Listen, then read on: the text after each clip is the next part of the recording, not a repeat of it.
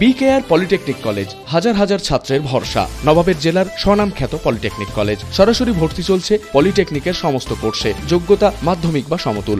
Khargram block কংগ্রেসের উদ্যোগে Khargram block সমষ্টি উন্নয়ন আধিকারিককে 8 দফা দাবি নিয়ে একটি ডেপুটেশন দেওয়া হয়। তার মধ্যে MGNRGর 100 দিনের কাজের চালুর দাবি তোলা হয়েছে। রেশন দুর্নীতিতে ভুয়ো রেশন কার্ড বন্ধ করার দাবিও তোলা হয়েছে।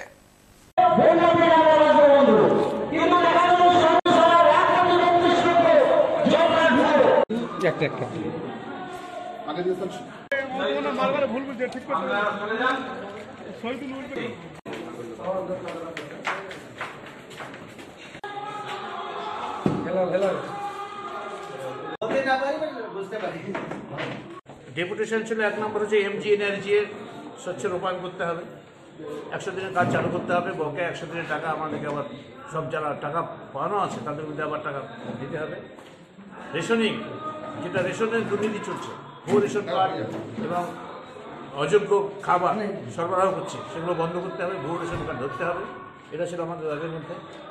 আবাস যোজনা, যেটা আবাস যোজনা প্রকল্পের লিস্ট স্বচ্ছভাবে তৈরি করতে হবে এবং প্রকৃত প্রাপক যারা পায় যাতে পায় তার ব্যবস্থা করতে হবে এবং প্রতিটি ক্ষেত্রে ইনকোয়ারি করতে হবে। ইনকোয়ারি মাস্ট, এটা আমরা বলি।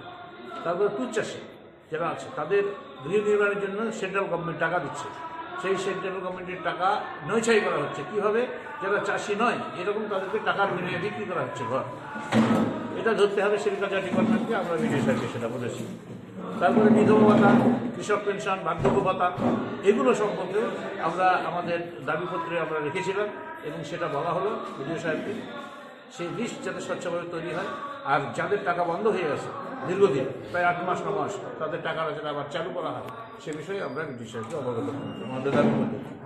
তারপরে আর একটা দাবি ছিল আমাদের, যেটা হচ্ছে যে বিরোধী দল যারা নির্বাচিত প্রতিনিধি, আমাদের যেমন কংগ্রেসের দুটো গ্রাম পঞ্চায়েত আছে, ঝিল্লি এবং কীর্তিপুর।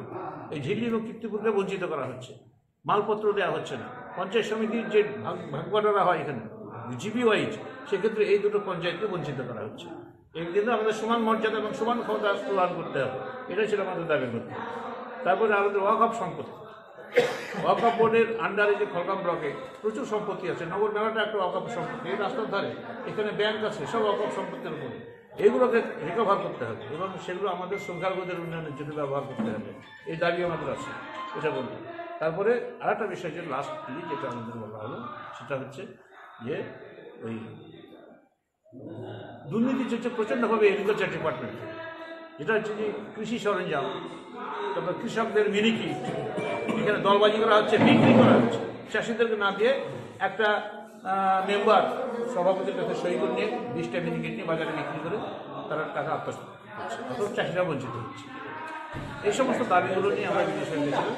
উনি যথেষ্ট মনোযোগ দিয়ে আমাদের দাবিগুলো শুনেছেন এবং সেগুলোকে উনি ওনার ক্ষমতার মধ্যে যেগুলো করবে সেগুলো উনি করবেন। বাকি যেগুলো ওনার ক্ষমতার মধ্যে থাকবে না সেগুলো হায়ার অথরিটির কাছে পাঠাবেন, এই আশ্বাস নিয়ে আমাদেরকে দেবেন। আমরা যথেষ্ট সন্তুষ্ট।